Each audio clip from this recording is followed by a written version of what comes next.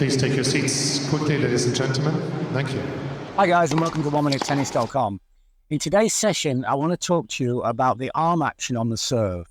I want to talk about the different component parts of the arm action, why they're important, and then show you a simple exercise which, if you apply, will add speed and power to your serve today. Now, for the vast majority of players who are watching this video right now, the serve will not have a segmented motion. Let me show you what I mean by that, because it's essential. When you make the stroke, when people come through from the racket drop position, then their arm will move and racket as one. So you see everything is now in one position here.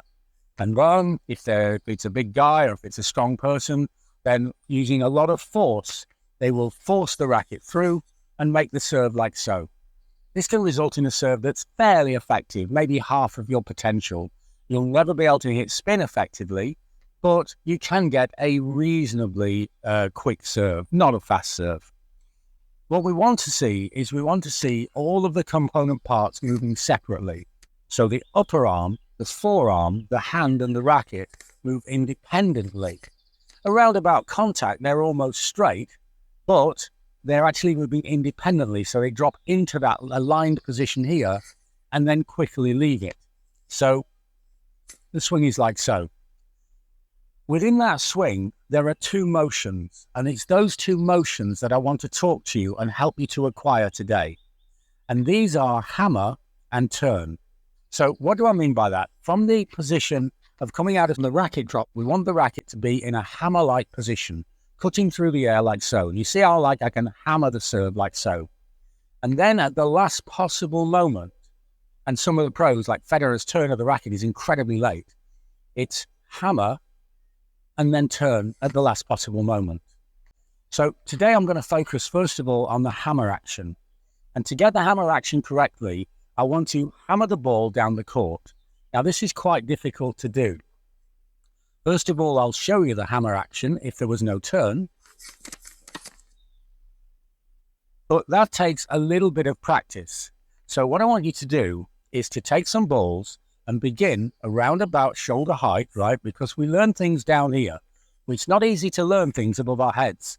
I'm not even sure that Michelangelo started by painting ceilings. I think he started down here and worked his way up. So we're going to start around here, and I want you to place the ball in front of your eyes and hammer it down the court, just like a kind of a tap. And then a little tiny bit higher, and then a little tiny bit higher, and hammer it down the court. And gradually, you see, I'm working into a service action where I hammer the ball with the edge of the racket. If you find this exceptionally difficult, it's not easy. It needs practice. If you find this particularly difficult, then use a very wide-bodied racket. It makes it a lot easier. And now I'm going to mime the motion without my racket, and I'm going to bring my hand through a service action. I'm going to have it side on, and then at the last moment, I'm going to turn into and away from the serve, or the ball. So look, here, hammer, and turn. Hammer, and turn. And now with the racket, but without the ball, hammer, and turn.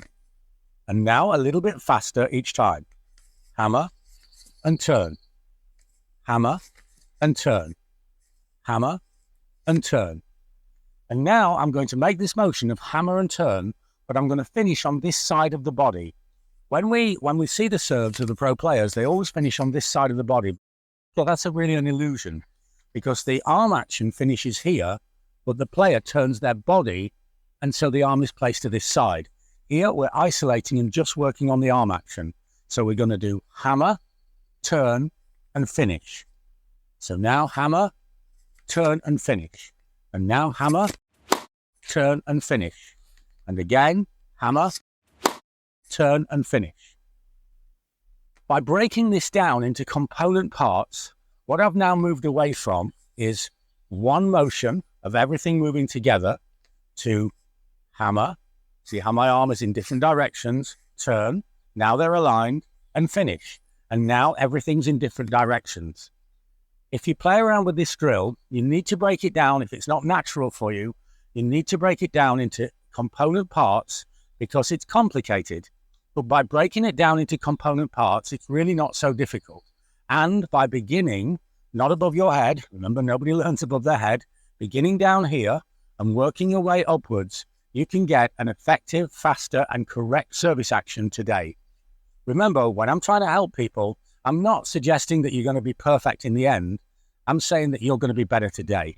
So try the hammer progression, and then the hammer and turn, and then the hammer, turn and serve, and let me know how it works in your game. For the players I've worked with on court, this is a great drill. It's really effective, and it gets almost instant results. If you like my ideas on tennis, check out the books on Amazon. We have books on every aspect of the game, and the books are truly unique because we all use different learning senses at different times. Using the books, you can see clear illustrations of the technique of the game. You can see very, very clear explanations of both the science and simple solutions on how to play the game better. And everything is linked to YouTube videos, so you can see the information, you can read it, or you can watch the video. All the learning senses are communicated to at the same time. Or if you want more personalized help, have a look at what we're doing with online coaching.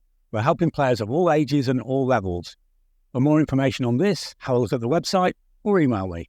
So remember, hammer and turn and energize your serve today.